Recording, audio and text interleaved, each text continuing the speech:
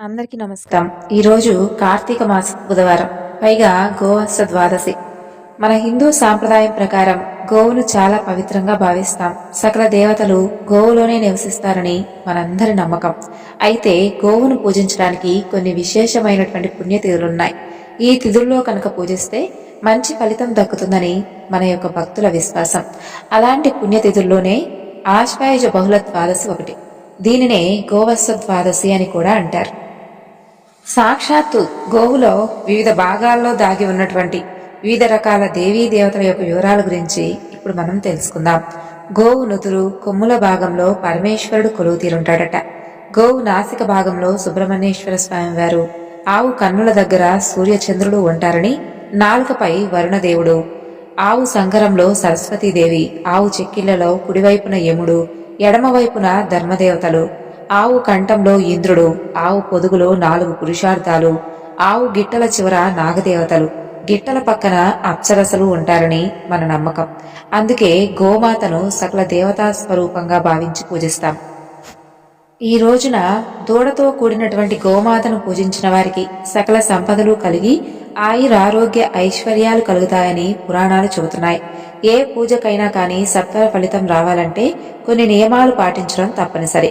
గోవత్స ద్వాదశి రోజు దూడతో కూడినటువంటి గోమాతను పూజించేవారు మద్య మాంసాలకు దూరంగా ఉండాలి, బ్రహ్మచర్యాన్ని పాటించాలి, అలాగే భూశయనం చేయాలి. ఈ నియమాలను పాటిస్తూ గోపూజన చేయడం వలన అనంతమైనటువంటి పుణ్యఫలాలు లభిస్తాయి అని అంటారు. అంతేకాదు, ఈ రోజు గోమాతను దానంగా చేస్తే కోటి పుణ్యఫలం దక్కుతుందని పండితులు చెబుతున్నారు. లక్ష్మీదేవి స్వరూపంగా భావించేటటువంటి గోమాతను దానం చేయడం వలన 1000 అశ్వమేధ యాగాలు చేసినంతటి పుణ్య ఫలితం దక్కుతుందని పురాణాలు చెబుతున్నాయి.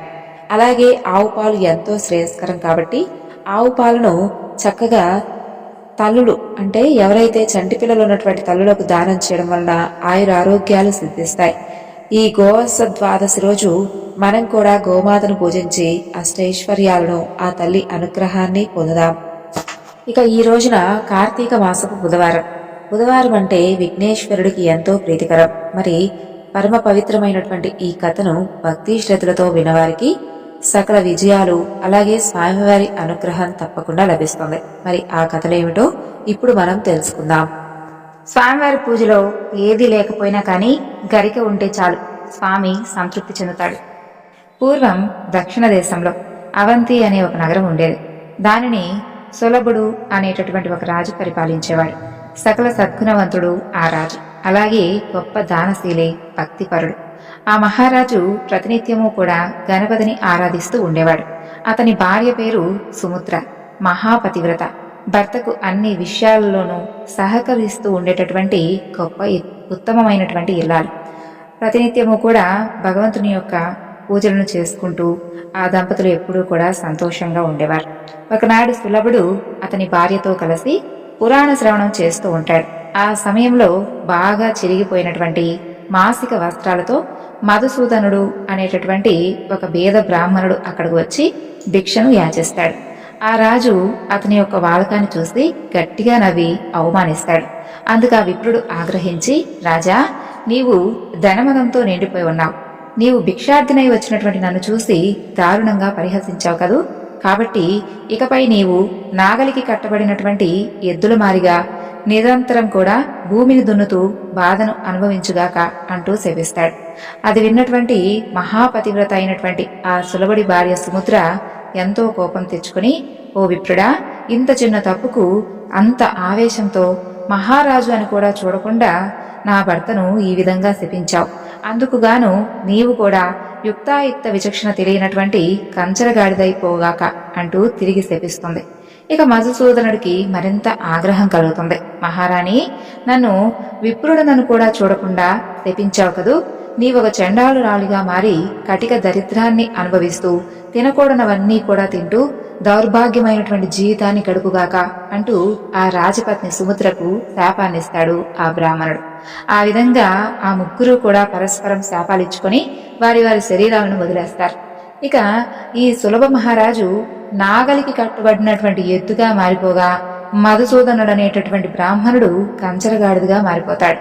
రాజపత్ని సుముద్ర దరిద్రం అనుభవించేటటువంటి ఒక చండాలురాలుగా మారిపోతుంది. ఒకనాడు చండాల స్త్రీగా మారినటువంటి సుముద్ర ఆహారం కోసం తాను నివసించే గ్రామానికి దక్షిణం వైపు ఉన్నటువంటి ప్రదేశానికి వెళుతుంది. అక్కడ దారిలో ఆమెకు ఒక దివ్యమైనటువంటి ఆలయం కనిపిస్తుంది. అది మహిమాన్వితుడైనటువంటి గణపతి మందిరం. ఆమె నెమ్మదిగా ఆ ఆలయ ప్రాంగణానికి చేరుకుంటుంది. ఆ ఆలయానికి సమీపంలో ఒక గ్రామం కూడా ఉంటుంది. చండాలి అయినటువంటి ఆ స్త్రీ అక్కడే నివాసాన్ని ఏర్పరచుకుంటుంది. ప్రతినిత్యము కూడా ఆ మందిరానికి ఎంతో మంది మునులు, యోగులు, భక్తులు వచ్చి స్వామివారిని అర్చించి తిరిగి వెళుతూ ఉండేవారు. అలా కాలక్రమంలో ఒకనాడు ఆ గ్రామంలో ఉన్నటువంటి ప్రజలందరూ కూడా ప్రతి ఇంట్లోనూ చిన్న చిన్న గణపతి మందిరాలను నిర్మించి పార్థివ గణపతిని అందులో స్థాపించి స్వామిని చక్కగా భక్తి శ్రద్ధలతో పూజించసాగారు. ఉన్నట్టుండి ఆ రోజు ప్రళయభీకరంగా గాలితో కూడినటువంటి వర్షం ప్రారంభమవుతుంది. ఆ వర్షం దాటికి తట్టుకోలేక గ్రామంలో ఉన్నటువంటి ఇళ్లకు వెళ్లి ఆశ్రయం కోరింది ఆ చండాల స్త్రీ. అయితే ఎవరూ కూడా ఆమె యొక్క రూపాన్ని చూసి ఆమెకు ఆశ్రయం ఇవ్వలేదు. ఏ ఇంటికి వెళ్ళినా కూడా అందరూ ఆమెను తిరస్కరించేవారు. ఇక ఆ చండాల స్త్రీ చాలా బాధపడుతూ ఆ బాధను తట్టుకోలేక గణపతి ఆలయ ప్రాంగణానికి చేరుకుంటుంది. అక్కడ వాన కురవనటువంటి ప్రదేశాన్ని చూసి ఆ పక్కనే ఉన్నటువంటి గడ్డితో చలిమంట వేసుకుంటుంది. ఆమె అలా చలిమంట కాచుకుంటూ ఉండగా ఆ మంటలో నుండి కాలనటువంటి ఒక గట్టి పరగ వెళ్లి ఆ ఆలయంలో ఉన్నటువంటి గజాననుడి పాదాల మీద పడుతుంది. అయితే ఆశ్చర్యకరంగా అదే సమయానికి కంచర గాడిదగా శపింపబడినటువంటి మధుసూదనుడు గాడిద రూపంలో వానకు చలికి తట్టుకోలేక అదే ఆలయ ప్రాంగణంలోకి వస్తాడు.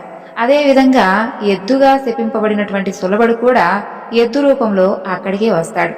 ఇక ఎద్దు అలాగే గాడిద చలిమంట కోసమై ఆ చండాల స్త్రీ ప్రోగు చేసినటువంటి గరిక మోపు మీద పడి తినడం ప్రారంభిస్తాయి. గడ్డి తినడంలో అవి ఒకదానితో ఒకటి పోటీ పడుతూ ఉంటాయి. ఆ క్రమంలో వాటి మూతులకు అతుక్కున్నటువంటి గరికలు కొన్ని ఎగిరి వెళ్లి గణపతి యొక్క పాదాల మీద పడతాయి. చలి కాచుకుంటూ ఉన్నటువంటి ఆ చండాలికి కోపం వస్తుంది. తాను సేకరించినటువంటి గరికను తినేస్తున్నటువంటి ఆ యొక్క ఎద్దు గాడిదలను అక్కడ ఉన్నటువంటి కర్రతో చావగొడుతుంది. తర్వాత ఆకలికి తట్టుకోలేక అక్కడ భక్తులకు వారికి పంచడానికి సిద్ధంగా ఉంచినటువంటి ప్రసాదాన్ని అంతా కూడా తినేస్తుంది. వాన వెలుస్తుంది. దాంతో లోపలికి వచ్చినటువంటి భక్తులు, పూజారులు ఆ గుడిని అపవిత్రం చేసినటువంటి గాడిదను, ఎద్దును, ఆ చండాల స్త్రీని చూస్తారు. వారికి కోపం వచ్చి ఆ ముగ్గురిని కూడా కర్రలతో బాదుతూ వెంబడిస్తారు. వారి దెబ్బలకు తట్టుకోలేక ఆ గాడిద, ఎద్దు, ఆ చండాలి ఆ ముగ్గురు కూడా గుడి చుట్టూ పరిగెత్తడం ప్రారంభిస్తారు. అయినా కూడా ఆ భక్తులు మాత్రం వారిని వదిలిపెట్టలేదు. వారు కొట్టేటటువంటి దెబ్బలు తట్టుకోలేక ఆ ముగ్గురు కూడా భీకరంగా ఆక్రందనలు చేస్తూ గుడి బయటకు వచ్చి మరణిస్తారు. పైనుండి గణపతి వీరు పడేటటువంటి బాధలన్నీ కూడా గమనిస్తూ ఉంటాడు. ఆయనకు వారి మీద జాలి కలుగుతుంది. తనలో తాను ఇలా అనుకుంటాడు, శాపగ్రస్తులైనటువంటి ఈ ముగ్గురు కూడా ఇంతకు ముందే గరికల ద్వారా తెలియకుండా నా పాదాలను అర్చించారు కదా, అది నాకిష్టమైనటువంటి ఈ యొక్క భాద్రపద శుద్ధ చవితినాడు చేశారు. అలాగే నా గుడి చుట్టూ కూడా వారు ప్రదక్షిణ కూడా చేశారు. వీరిని ఎలాగైనా కూడా అనుగ్రహించి తప్పకుండా వారికి ముక్తినైతే ప్రసాదించాలని చెప్పి గణపతి మనసులో అనుకుంటాడు.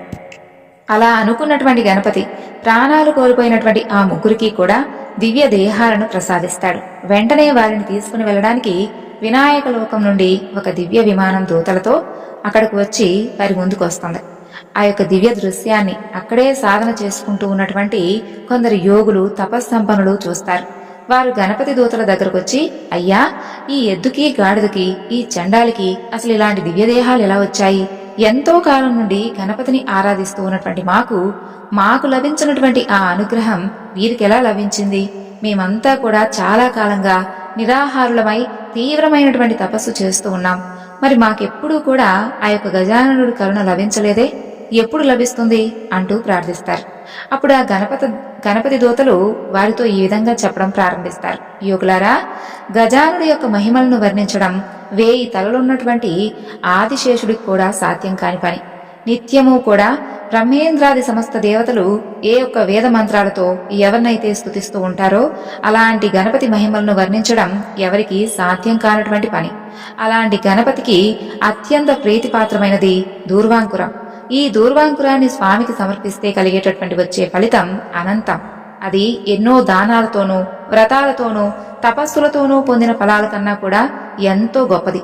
దీని గురించి ఒక ప్రాచీన కథ ఉంది, దాని గురించి చెబుతాను వినండి అంటూ ఆ గణపతి దూతలు ఈ విధంగా చెప్పడం ప్రారంభిస్తారు. పూర్వం ఒకప్పుడు నారద మహర్షి ఇంద్రలోకానికి వెళ్ళగా ఇంద్రుడు ఆయన్ను సముచితంగా సత్కరించి అర్ఘ్యపాద్యాలను సమర్పించి సుఖాసీనుణ్ణి చేశాడు. నారదుడు ప్రశాంతంగా కూర్చున్న తర్వాత ఆయనతో, మహర్షి, గణనాథుడికి దూర్వాంకురాలంటే ఎందుకంత ప్రీతి? ఎంతో ప్రీతి అని విన్నాను. వాటి గొప్పతనం ఏమిటి? ఎందుకు అసలు స్వామివారికి అంతగా ప్రీతిపాత్రమయ్యాయి? దయచేసి చెప్పండి అని ప్రార్థిస్తాడు. అప్పుడు ఆయన, దేవేంద్ర, పూర్వం స్థావరం అనే ఒక నగరం, ఆ నగరం భూలోకంలో ఉండేది. ఆ నగరంలో కౌండిన్యుడనేటటువంటి మహర్షి నివసిస్తూ ఉండేవాడు. ఆయన గొప్ప గణపతి ఉపాసకుడు, మహాతపస్వి, సిద్ధపురుషుడు. ఆయన తాను నివసించేటటువంటి ప్రదేశానికి దక్షిణ దిశలో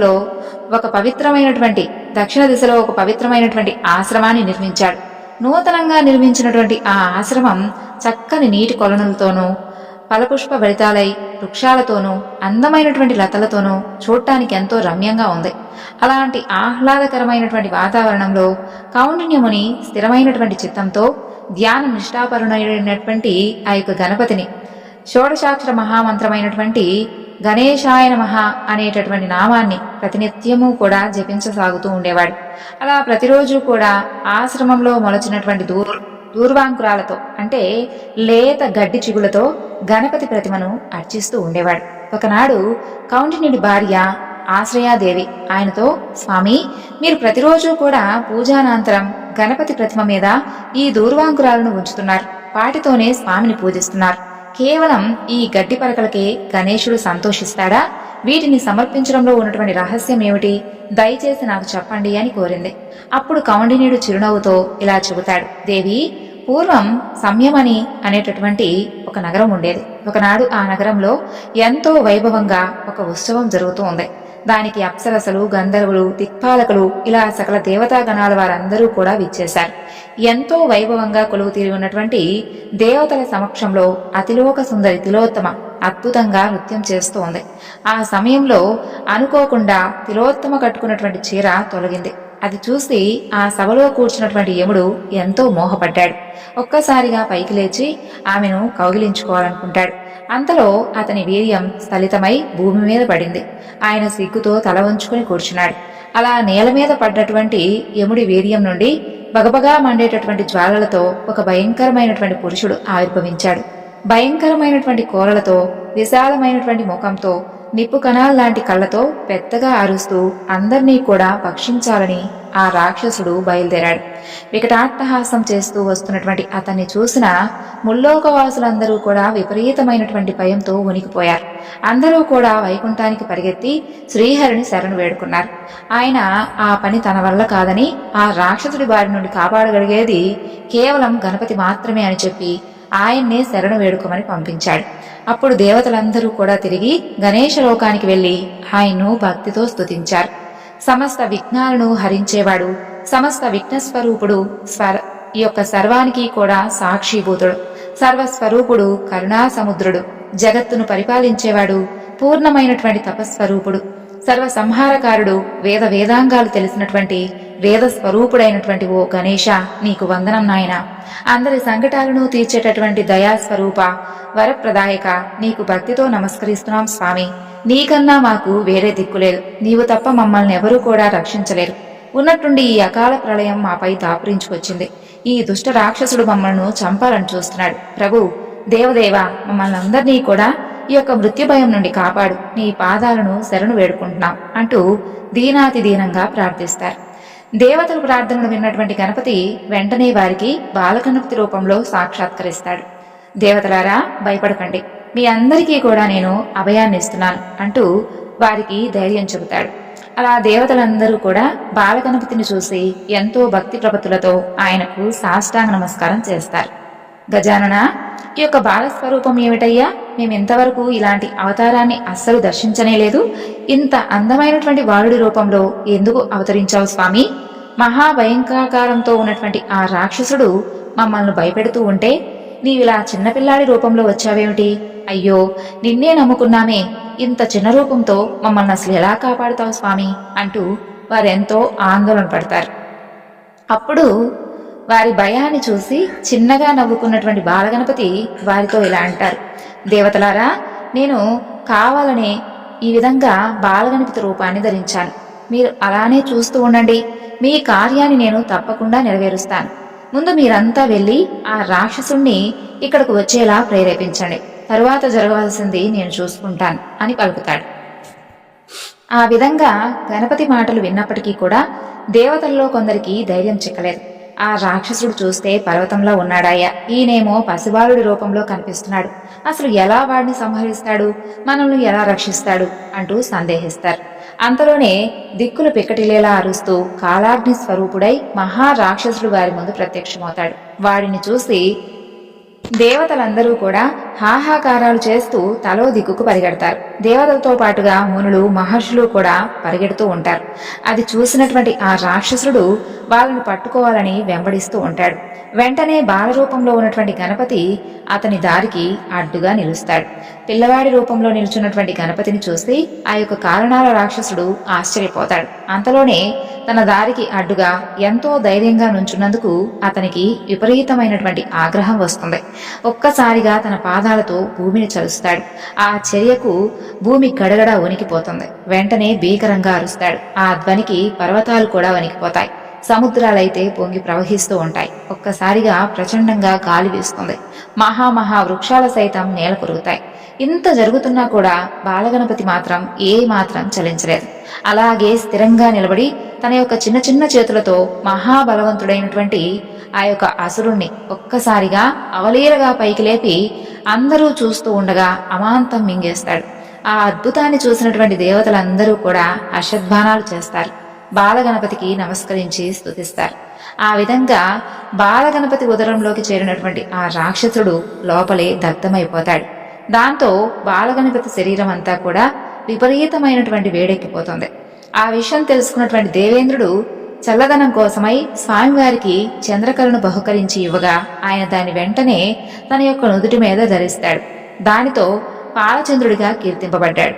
తరువాత శ్రీహరి పరమ కోమలమైనటువంటి చల్లని పద్మాలను సమర్పిస్తాడు. అవి స్వీకరించినటువంటి గణపతి పద్మహస్తుడయ్యాడు. తర్వాత వరుణదేవుడు వచ్చి అమృత జలంతో స్వామిని తడుపుతాడు. శంకరుడు వచ్చి శేషుని బహుకరించగా స్వామి దానిని తన నడుముకు చుట్టుకొని వ్యాళవతుడయ్యాడు. అలా గణపతికి తన యొక్క తాపం మాత్రం చల్లారలేదు. విపరీతమైనటువంటి వేడి ఉంటుంది. ఆ సమయంలో సమస్త లోకాలలో ఉన్నటువంటి 8,000 మంది మునీశ్వరులందరూ కూడా మహర్షులు, తపస్సులు మూకుమ్మడిగా వచ్చి ఒక్కొక్కరు 21 దూర్వాంకురాలు చొప్పున స్వామివారికి భక్తిగా సమర్పించారు. ఆ విధంగా గణపతి వాటన్నిటినీ కూడా వంటి మీద తీసుకొని ధరిస్తాడు. దాంతో ఆయన యొక్క శరీర తాపం అంతా కూడా పూర్తిగా చల్లారుతుంది. ఆ విధంగా దేనితోనూ చల్లారినటువంటి గణేశుని యొక్క శరీర తాపం కేవలం దూర్వాంకురాల వలన చల్లబడడంతో ఆ యొక్క దేవతలందరూ కూడా నాటి నుండి గణేశుణ్ణి దూర్వాంకురాలతో పూజించడం మొదలుపెట్టారు. వారి పూజలతో సంతృప్తి చెందినటువంటి గణపతి ఎంతో సంతృప్తి చెందాడు. కాబట్టి ప్రియమైన దేవతలారా, మీరు సమర్పించినటువంటి దూర్వాంకురాలు నా యొక్క శరీర తాపాన్ని పోగొట్టి నాకు ఎంతో హాయిని చేకూర్చాయి. కాబట్టి ఇవంటే నాకెంతో ఇష్టం. మీరు నా పూజ కోసం సేకరించేటటువంటి పదార్థాలతో దూర్వాంకురాలు తప్పకుండా ఉండాలి. అసలు ఇవి లేకుండా చేసే పూజను నేను ఎట్టి పరిస్థితిలోనూ స్వీకరించను. ఉదయకాలంలో నా పూజ చేసే భక్తులు 21 లేదా కనీసం 1 దూర్వాంకురానైనా సరే నాకు సమర్పిస్తే నేను ఎంతో ప్రీతి చెందుతాను. అదే నాకు ఎంతో సంతోషకరం. వారు చేసేటటువంటి పూజ అనంతమైనటువంటి శుభ ఫలితాన్ని ఇస్తుంది అంటూ అందరినీ కూడా ఆశీర్వదించి అంతర్ధానమవుతాడు బాలగణపతి. అలా గజాననుడు మహారాక్షసుని సంహరించినటువంటి ఆ ప్రదేశంలో దేవతలందరూ కూడా కలిసి ఒక గణపతి ఆలయాన్ని నిర్మించారు. అందులో స్వామివారి ప్రతిమను స్థాపించి విఘ్నహర గణపతి అనేటటువంటి పేరు పెట్టారు. కాలాననుడు అనేటటువంటి ఆ అసురుడిపై విజయం సాధించినటువంటి ఆ యొక్క ప్రదేశం కాలాంతరంలో విజయపురం అని ప్రసిద్ధి చెందింది. అక్కడ చేసినటువంటి జపం, తపం అనంతమైనటువంటి పుణ్యాన్ని ఇస్తుంది. ఓ ఆశ్రయ, నీవు కోరిన విధంగా దూర్వాంకుర మహత్యం గురించి నాకు తెలిసింది నీకు చెప్పాను. దీనిని వినడం వలన కూడా అనంతమైనటువంటి పుణ్యం లభిస్తుందని చెప్పి అనుష్ఠానం కోసం సమీపంలో ఉన్నటువంటి నదీ తీరానికి వెళ్ళిపోయాడు కౌండిన్య మహర్షి. ఇక నదీ తీరం నుండి అనుష్ఠానాన్ని ముగించుకొని ఆశ్రమానికి చేరుకుంటాడు కౌండిన్యుడు. మరలా ఆయన భార్య, నాదా, ఇంకా ఇంకా నాకు గణపతి మహిమలు తెలుసుకోవాలనుంది, దయచేసి చెప్పండి అని కోరుకుంటుంది. భార్య మాట కాదనలేక కౌండిన్యుడు తిరిగి ఈ విధంగా చెప్పడం ప్రారంభిస్తాడు. దేవి, పూర్వం ఒకనాడు గణపతి తన లోకంలో సుఖంగా కూర్చున్న సమయంలో త్రిలోక సంచారి నారద మహర్షి ఆయన దగ్గరకు వచ్చి సాష్టాంగ నమస్కారం చేస్తాడు. గణపతి ఆయన్ను ఉచితాసనం మీద కూర్చోబెట్టగా నారదుడు ఎంతో ఆనందించి, మహాదేవా, గణపతి, గజానన, నేను సంచారం చేస్తూ ఉండగా మార్గం మధ్యలో ఒక ఆశ్చర్యకరమైనటువంటి విషయాన్ని చూశాను. దానిని తమకు చెప్పి వెళ్దామని చెప్పి ఇక్కడికి వచ్చాను అని చెబుతాడు. అప్పుడు గణపతి చిరునవ్వుతో, ఇంకా ఆలస్యం దేనికి, చెప్పండి మహర్షి అంటూ అనుమతిస్తాడు. ప్రభు, భూలోకంలో మిథిలా అనే నగరాన్ని జనకుడు అనేటటువంటి మహారాజు పరిపాలిస్తున్నాడు. అతను ఎన్నో దాన ధర్మాలు చేసి ధర్మాత్ముడిగా ప్రసిద్ధి చెందాడు. నిత్యం దేవ బ్రాహ్మణులను సాధు సజ్జనులను కూడా పూజిస్తూ ధర్మబద్ధంగా జీవిస్తూ ఉన్నాడు. ఆయన అంతటి ధర్మతత్పరుడిగా ఉన్నందువల్లే ఎంత దానం చేస్తున్నా ఆయన దగ్గరున్నటువంటి సంపద ఎప్పటికీ కూడా తరగకుండా అలాగే స్థిరంగా ఉంది. ఒకనాడు నేను ఆయన గృహానికి వెళ్లి అభినందించాను. అయితే తాను గొప్ప బ్రహ్మజ్ఞానం అనేటటువంటి అభిమానంతో నన్ను కొద్దిగా అపహసించాడు. ఆయనలో అహంకారం ఎలా ఉందంటే, నేను ఒక మహారాజును, గజానుడి యొక్క అనుగ్రహంతో నీవిలా అక్షయ సంపదలకు అధిపతివయ్యావు, ఆయనే నీకు సంపదను అనుగ్రహించాడు, నీవెంతో ధన్యుడివయ్యా అని అనగానే గర్వంతో నిండినటువంటి ఆ జనకుడు, నారద మహర్షి, నేనే ముల్లోకాలలో ఉన్నటువంటి ఏకైక ధర్మాత్ముని, మహాదాతను, మహాభోగిని, నన్ను మించిన వారు ఎవరూ లేరు. నా ఈ యొక్క సర్వం మొత్తం కూడా నా ప్రమేయంతోనే జరుగుతుంది. ఎందుకంటే నా దగ్గర ఎంతో గొప్పదైనటువంటి బ్రహ్మజ్ఞానం ఉంది. అందుకే ఈ అన్నిటికీ కూడా కర్త, కర్మ, క్రియ అన్నీ నేనే అన్నాడు. ఆ మాటలు విని నాకు కోపం వచ్చింది. జనకరాజా, నీ మాటలు తప్పు. నువ్వెంతో బ్రహ్మజ్ఞాని అయి ఉండొచ్చు, అందరికన్నా గొప్పవాడివి కావచ్చు. అయితే నీవు ఎందరికన్నా కూడా గొప్పవాడివి అనేటటువంటి భావం నీలో ఉండడం మంచిది కాదు. ఆ అహంకారం నీకు తగదు. సృష్టి, స్థితి, లయకారకుడు గణపతి. ఆయన తప్ప మరెవ్వరూ కూడా లోకంలో సర్వజ్ఞుడు కాలేరు. అన్ని గొప్ప కార్యాలు కేవలం నేనొక్కడే చేస్తున్నానని, నాకు సాటి మరొకరు లేరని దంభాలు పలుకుతున్నావు. ఇది తప్పు. త్వరలోనే నీ తప్పును నువ్వు తెలుసుకునేటటువంటి రోజు వస్తుంది. జాగ్రత్త అని హెచ్చరించాను. ఆ విషయాన్ని మీకు చెబుదామని వచ్చాను ప్రభు అంటూ నారదుడు వినాయకుడి దగ్గర నుండి వీడ్కోలు తీసుకుని వెళ్ళిపోతాడు. ఆ విధంగా జనకుడి గురించి నారదుడు చెప్పి వెళ్ళిపోయాక గణపతి జనకుడిని పరీక్షించాలనుకొని భూలోకానికి వెళతాడు. ఒళ్లంతా కురుపులతో రక్తం కారుతూ బాగా చిరిగిపోయినటువంటి వస్త్రాలను ధరించి ఒక కురూపి అయినటువంటి పేద బ్రాహ్మణుడి వేషంలో నెమ్మదిగా జనకుడు రాజమందిరం దగ్గరకు వస్తాడు. అక్కడ ఉన్నటువంటి ద్వారపాలకులతో, అయ్యా, మీరు లోపలికి వెళ్లి ఒక పేద బ్రాహ్మణుడు ఎంతో ఆకలితో వచ్చాడని మీ రాజుకు చెప్పండి అంటూ అర్థిస్తాడు. వెంటనే వారిలో ఒక ద్వారపాలకుడు లోపలికి వెళ్లి జనకరాజుతో ఆ విషయం గురించి చెబుతాడు. జనకుడు వెంటనే ఆ బ్రాహ్మణ్ను లోపలికి తీసుకుని రమ్మని చెప్పి చెబుతాడు. రుద్రుడి రూపంలో ఉన్నటువంటి గణపతి లోపలికి వెళ్తాడు. దూరం నుండే ఒళ్లంతా కురుకులతో దుర్వాసన వెదజల్లుతూ వస్తున్నటువంటి ఆ వృద్ధుణ్ణి చూసి, ఆహా, ఎవరితను ఇంత జుగుప్సాకరంగా ఉన్నాడు? బహుశా నన్ను పరీక్షించడానికి పరమేశ్వరుడే ఈ రూపంలో వచ్చాడేమో. ఏదేమైనా సరే ఇతని ఆకలి తీర్చి సంతృప్తి పరచాలి అని అనుకుంటాడు జనకుడు. అలా వృద్ధుడు జనకుడి దగ్గరకు వచ్చి, జనకరాజేంద్ర, నువ్వెంతో ధర్మాత్ముడివి, దానశీలివి అని విన్నాను. ఎంతో కాలంగా తీవ్రమైనటువంటి ఆకలితో బాధపడుతున్నానయ్యా, దయచేసి నా కడుపు నింపు, నీకు 100 యాగాలు చేసినంత పుణ్యం వస్తుందా అంటాడు. జనకుడు వెంటనే పరిచారకులను పిలిచి ఆ వృద్ధుడికి కావలసినంత భోజనం పెట్టి పంపించమని చెప్పి ఆజ్ఞాపిస్తాడు. ఇంకా వారందరూ కూడా వృద్ధుని తీసుకుని వెళ్లి శుభ్రంగా అతనికి స్నానం చేయించి నూతన వస్త్రాలు ఇచ్చి తమతో పాటుగా భోజనశాలకు తీసుకువెళ్తారు. ఇక వంటవారిని పిలిచి షడ్రశోపేతంగా అన్ని రకాల ఆహార పదార్థాలను ఏర్పాటు చేస్తారు. ఆ వృద్ధుడు వాటన్నిటినీ కూడా కేవలం 1 నిమిషంలోనే ఆరగించేస్తాడు. బాగా ఆకలిగా ఉన్నాడు కాబోలనుకొని తిరిగి పెద్ద అన్నపు రాశిని ఆహార పదార్థాలను పెట్టేస్తారు. వాటిని కూడా ఒక ముద్దగా చేసుకొని తినేస్తాడు. ఆ విధంగా 10,000 మందికి సరిపడా ఆహార పదార్థాలన్నీ కూడా తినేసినటువంటి ఆ వృద్ధుడు ఇంకా ఇంకా కావాలి అని అడుగుతాడు. ఆ వింతకు ఆశ్చర్యపోయినటువంటి వంటవాళ్లు, రాజ్యంలో ఉన్న వాళ్ళందరూ కూడా, అలాగే ఎవరైతే వంటవాళ్ళు ఉన్నారో వాళ్ళందరినీ రప్పించి ఎన్నెన్నో పదార్థాలను వడ్డించి పెడతారు. అయినా వృద్ధుడి ఆకలి తీరదు. పెట్టింది పెట్టినట్లుగా తినేస్తాడు. వంటశాలలో ఉన్నటువంటి బియ్యం అంతా అయిపోతుంది. ఎన్నో రోజులు వంట కోసం దాచినటువంటి ఆహార పదార్థాలు కూడా అయిపోతాయి. ఇక వంట వాళ్ళు పరిగెత్తి జనక మహారాజుతో విషయం గురించి అవుతారు. మహారాజా, అసలు ఆ వృద్ధుడెవరు? మన సర్వాన్ని మింగేసేలా ఉన్నాడు. మీరేమో అడిగినంత తృప్తిగా పెట్టమని ఆజ్ఞాపించారు. మన దగ్గర ఉన్నటువంటి పదార్థాలన్నీ కూడా అయిపోయాయి. ఇప్పుడేం చేయమంటారు అని అడుగుతారు. అప్పుడు జనకుడు ఈ వింతకు ఆశ్చర్యపోతూ, సరే, మీరు మన రాజ్యంలో ఇంటింటికి భటులను పంపించి వారి దగ్గర ఉన్నటువంటి ధాన్యాన్నంతా తెప్పించి అతని ఆకలి తీర్చండి అంటూ ఆజ్ఞాపిస్తాడు. ఇక వంట వాళ్ళు వెంటనే భటులను పంపించి రాజ్యంలో ఉన్నటువంటి ధాన్యం అంతా కూడా తెప్పించి బియ్యం చేసి ఆ వృద్ధుడికి వండి పెడతారు. అతంతా ఆవలీలుగా తినేసి ఇంకా తృప్తి తీరలేదు అంటాడు. ఆ వంటవారు ఇక మా వల్ల కాదని చెప్పగా ఆ వృద్ధుడు జనకుడు దగ్గరకు వెళ్లి, ఏమయ్యా జనకరాజా, ఇక నీవేం పెట్టలేవా అని అడగగానే జనకుడు అవమాన భారంతో తల వంచుకుంటాడు. సరే, నే వస్తాలే అంటూ ఆ వృద్ధుడు రాజమందిరం విడిచి నగరంలోకి వస్తాడు. అక్కడ ఉన్నటువంటి ఇళ్లకు భిక్షాటనకు వెళ్ళగా అందరూ కూడా అతనితో ఇలా అంటారు, అయ్యా, మా ఇంట్లో ఉన్నటువంటి ధాన్యాన్నంతా కూడా రాజభట్లు తీసుకుని వెళ్ళిపోయారు. మాకే సరిగ్గా తినడానికి లేదు. ఇక నీకు ఏ విధంగా పెట్టగలం? మరో ఇంటికి వెళ్ళు అంటూ పంపేస్తారు. అప్పుడు వృద్ధుడి రూపంలో ఉన్నటువంటి గణపతి వారితో, మిథిలా నగర ప్రజలారా, మీ రాజు గొప్ప అన్నదాత అన్న పేరు విని నా ఆకలి తీర్చుకుందామని వచ్చాను. ఆయన ఎంత పెట్టినా నాకు తృప్తి కలగలేదు. కడుపు నిండకుండా నేను ఎక్కడికి వెళ్తాను చెప్పండి అంటూ ఆ నగరంలోనే అన్ని వీధులు తిరుగుతాడు. అలా తిరుగుతూ ఒక వీధిలో ఉన్నటువంటి ఇంట్లోకి ప్రవేశిస్తాడు. లోపల ఆ వృద్ధుడికి ఏ రకమైనటువంటి వంట సామాగ్రి కనిపించలేదు. ఆ ఇంట్లో విరోచన, రిచనులనేటటువంటి దంపతులుంటారు. వారు కడుపేదవారు. వారింట్లో కనీసం కూర్చోడానికి పీట కూడా ఉండదు. రోజు నేల మీదే కూర్చుంటారు. కట్టుకోవడానికి సరైనటువంటి బట్టలు లేక చిరిగిన వస్త్రాల్ని ధరిస్తారు. ఎవరిని అడుక్కోకుండా కేవలం అయాచితంగా లభించిన ఆహారాన్ని తినేవారు. ఒకవేళ ఎవరూ ఆహారం ఇవ్వకపోతే ఆ రోజు కేవలం నీళ్లు తాగి కడుపు నింపుకునేవారు. వారిల్లంతా చాలా అపరిశుభ్రంగా ఈగలతో దోమలతో నిండిపోయింది. ఆ ఇంట్లో ఒక అందమైనటువంటి గణపతి ప్రతిమ ఉంది. వారికి ఎన్ని కష్టాలు వచ్చినా నిత్యం కూడా ఆ ప్రతిమను భక్తితో పూజించేవారు.